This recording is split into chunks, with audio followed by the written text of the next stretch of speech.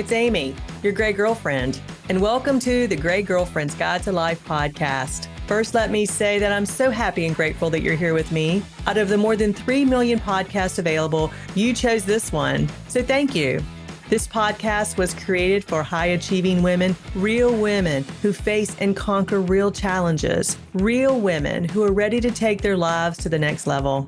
Between us all, we've been through it all, and I'm here to tell you, you can thrive despite it. So whether you're commuting to or from work or doing one of the other 50,000 things you do on a weekly basis, pop in your earbuds, my friend, and let's go.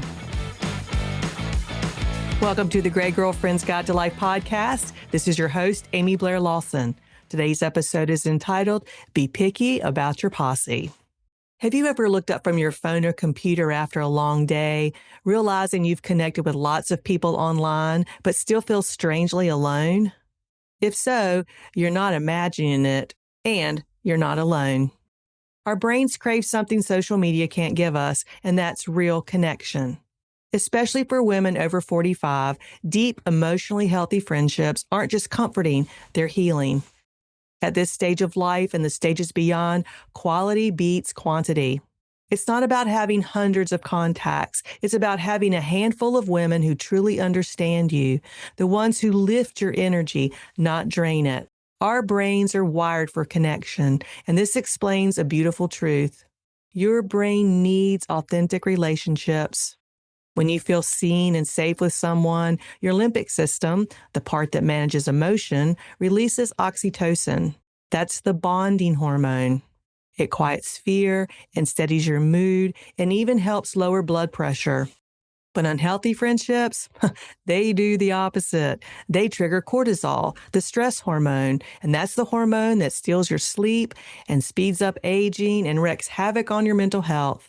In midlife, when our hormones are already shifting, choosing emotionally healthy people is literally a form of self-care for your nervous system. When you surround yourself with calm, kind women, your body relaxes, you breathe deeper, you feel lighter. And that's not magic, that's neuroscience. If your connections feel different in midlife, here's why. Remember your 20s and 30s when friendships were all about excitement and newness? During those years, the brain was fueled by dopamine, the reward chemical that loves novelty. But as we age, dopamine gives way to serotonin and oxytocin, which crave stability and purpose. So it's no wonder your heart is less drawn to loud parties and more drawn to women who nurture peace. You're not becoming boring. Your brain is evolving, and beautifully, I might add. So what do emotionally healthy friendships really look like? You don't need perfect friends. You need emotionally aware friends, women who carry their own peace and help you protect yours. And here's what that looks like. Emotionally healthy friends pause before reacting. Being around a regulated nervous system helps yours settle too. Emotionally healthy friends are honest but kind. Real talk and shared empathy builds trust and safety. Emotionally healthy friends respect your boundaries. Your no feels like a complete sentence, not a guilt trip. Emotionally healthy friends grow with you. These women aren't threatened by your transformation. They cheer you on. When you're surrounded by women like that, stress melts. Your brain reads those safe connections as protection. That's why lapping over coffee with your best friend can feel like therapy. Your nervous system recalibrates in real time. There is a midlife myth that we're going to gently bust, and that myth is this. Quote unquote, I don't need anyone. Yes, you're strong and capable, but independence doesn't equal isolation. The most self-aware, grounded women still need emotional support, not because they're weak, but because their nervous systems thrive on love and attunement. Oxytocin, the same chemical that helps mothers bond with their babies, stays vital well into midlife. It keeps your heart open and your prefrontal cortex resilient and flexible. And if you'll recall, the prefrontal cortex is the part of your brain in charge of decision-making. Without warm connection, life can start to feel flat and stressful, even if everything looks fine. That said, strength means choosing who walks beside you, not walking alone.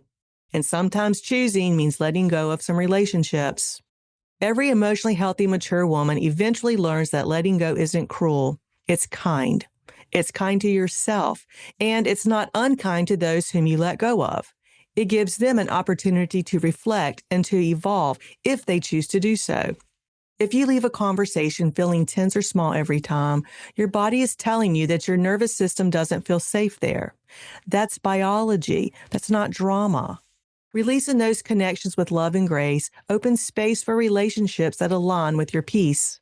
The brain loves this kind of release. It's called neuroplasticity. That's your ability to rewire for safety and ease. So stop apologizing for pruning your posse. You're designing a sanctuary, not building a crowd. Are you ready to pick your posse? If so, try these 5 gentle steps to build meaningful mutual friendships. First, check your energy after conversations. Do you feel lighter or heavier? Second, notice reciprocity. Healthy relationships flow both ways.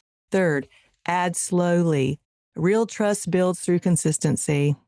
Fourth, model calm. Be the grounding energy you want to attract. Fifth and last, choose depth over noise. One supportive lunch with a calm, grounded girlfriend beats a dozen superficial events. When you build from this place, friendship becomes a mirror, reflecting peace and growth and belonging right back at you. Remember, small is strong. Science backs what your intuition already whispers. Humans can only maintain about 5 truly close friendships. And that's enough. That's deep. That's how your brain keeps emotional intimacy sustainable. So don't mistake fewer friends for loneliness. It's wisdom. It's knowing that peace needs space. Emotions have a ripple effect. They spread. Just like fragrance, calmness and chaos are contagious. When you spend time around people who are steady and grounded, your brain's prefrontal cortex literally synchronizes with theirs. You start matching their rhythm. Steadier heart rates and clearer thoughts and fewer spikes of anxiety. That's why spending time with healthy, self-aware women feels like homecoming. They help you regulate your nervous system without even saying a word. I encourage you to create a sisterhood for the second half of your life. This next season isn't about surviving. It's about thriving intentionally and joyfully. The women you laugh with now become co-authors of your emotional story. Your nervous system bonds to their love and their steadiness and their laughter. And together, you help heal each other.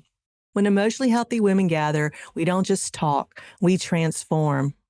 The amygdala, your internal alarm system, calms down, and creativity opens up, and emotional resilience blooms. That's not just friendship. That's brain chemistry and soul work, the kind that makes the second half of your life the strongest half of your life. And with that, allow me to say this. May your circle be small and strong.